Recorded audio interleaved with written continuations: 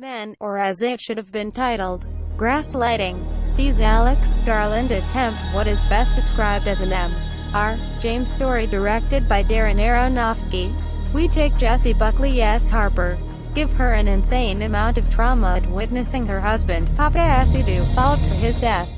Put her in a little English country village Mrs. with Martin. oddball characters with misogynistic Until tendencies, you and then give throw your the love, entire folk horror there's symbolism nothing Bible at her to more see what that happens. we can do. What happens is forgotten. tense, Yeah, it was disturbing, and delicious. filled with No, more no, no. metaphors than your Mustn't do English that. teacher's poetry Forbidden fruit. lessons. Oh, Garland, God, sorry, who I definitely knows his horror after writing films such as 28 Days Later and Sunshine, has crafted a unique experience which both pays homage to its predecessors. There are nods to The Wicker Man aplenty, but also little details such as a reference to the Tormented. 1972 Feels more A like- Ghost Story for Christmas adaptation of the novel, whilst planting its roots firmly in 21st century general political discussions.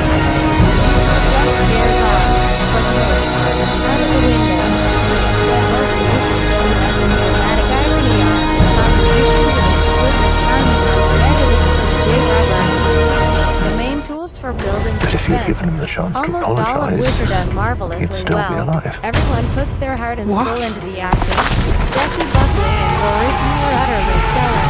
With Buckley bringing the wonderful performance of a woman barely holding Oh, man. everything together, and Kenny Followed me managing to out be of just the the right woods. amount of strange to seem exactly like someone you might know.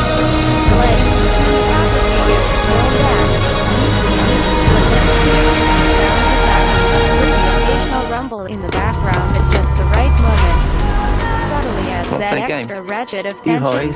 However, I'll see. the final act tries to be both must simplistic feel and an awful symbolic, sense of clear and guilt. yet obscure. It gets its academia in by Stay using away the from me. importance of fertility and rebirth in ancient traditions and belief systems, channeled through the folk horror subgenre to suggest the importance of a return to a Celtic worshipping of the female as Mother Earth.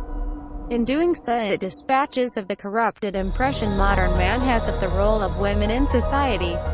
Yes, very clever. Well done to your book, learning and plotting and planning. Unfortunately, it has done in such a visually impressive but emotionally empty fashion that it doesn't feel as if Garland has any special desire for any of his symbols or allegories or metaphors. He just adds more and more. Because more is fancy and serious in proper filmmaking. So much of the film is spent suggesting aren't we subtle and clever, trying to be creepy but intellectual, that it comes off as someone desperate to try and make a serious folk horror film. It's as if someone challenged Garland that he couldn't make a horror movie with so much symbolism that you'd get bored of it. And he took up the mantle. Like so many aspects of the film, its messages and ideas seem to shift and change and morph as time goes on. It's okay to have complex ideas to demonstrate throughout your future if you've got the chance. Go for it, we applaud the effort, but make sure you don't get lost in your own allegorical orchard along the way.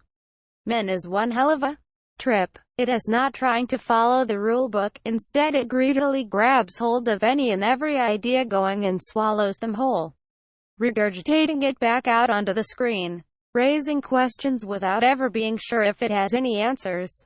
In terms of cinema, of genre, of pure filmmaking, it is a godsend. Intellectually, it might also be a godsend, but it could also be a void of nothingness masquerading behind a plastic mask of nightmarish imagery and political discourse.